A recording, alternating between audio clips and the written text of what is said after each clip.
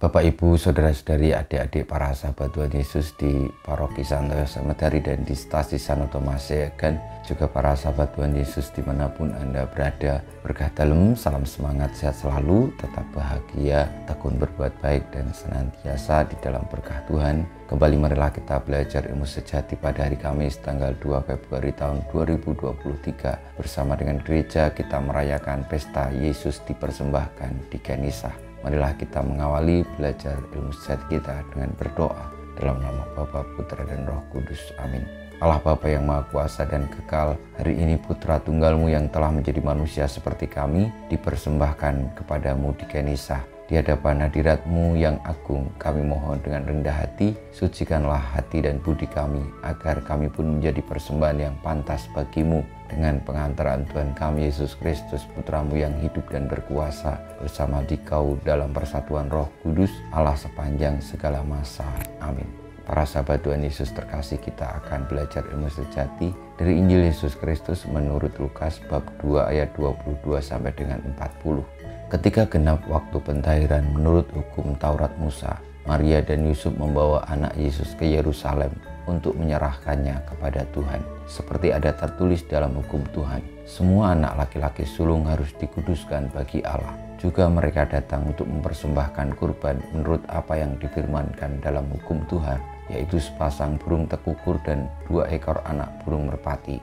Waktu itu adalah di Yerusalem seorang bernama Simeon. Ia seorang yang benar dan saleh hidupnya, yang menantikan penghiburan bagi Israel. Roh Kudus ada di atasnya, dan kepadanya telah dinyatakan oleh Roh Kudus bahwa ia tidak akan mati sebelum melihat Mesias, yaitu dia yang diurapi Tuhan.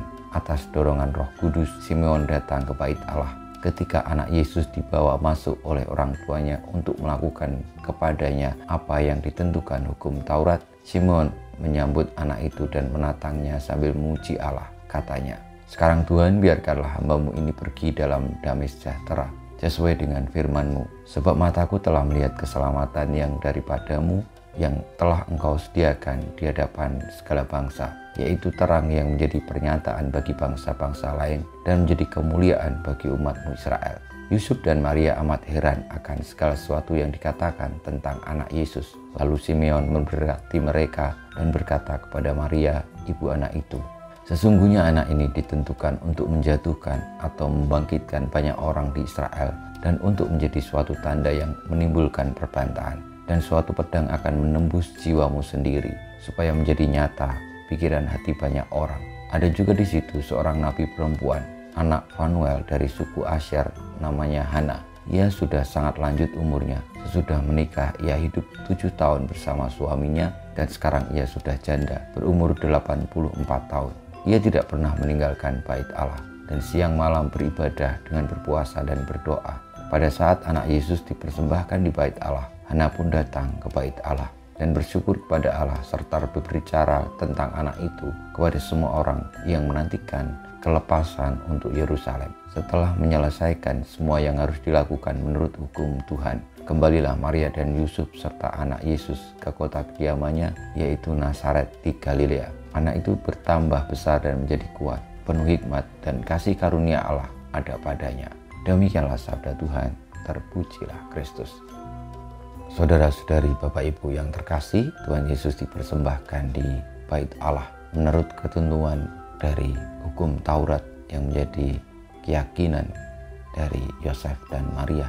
Marilah kita dengan rendah hati mengikuti juga Yesus yang Sang Mesias dipersembahkan bagi Allah. Kita pun oleh karena percaya kepadanya siap sedia untuk dipersembahkan bagi Tuhan, bagi sesama, dengan terus mengarahkan diri kepada sabda, karya, dan perjuangan Tuhan Yesus, hingga akhirnya kita boleh menjadi persembahan yang pantas bagi Tuhan pula. Kita mohon berkat Tuhan, kemuliaan pada Bapa dan Putra dan Roh Kudus, seperti pada permulaan, sekarang, selalu, dan panjang segala abad. Amin. Ya Yesus, jadikanlah hati kami seperti hati-Mu. Tuhan, bersama-Mu dan bersama Roh-Mu kita semua hidup kita, perjuangan kita untuk menjadi persembahan yang pantas bagi Tuhan dan sesama, sebagaimana Kristus Sang Mesias senantiasa dibimbing, dilindungi, diberkati Allah yang Maha Kuasa, Bapa, Putra, dan Roh Kudus. Amin.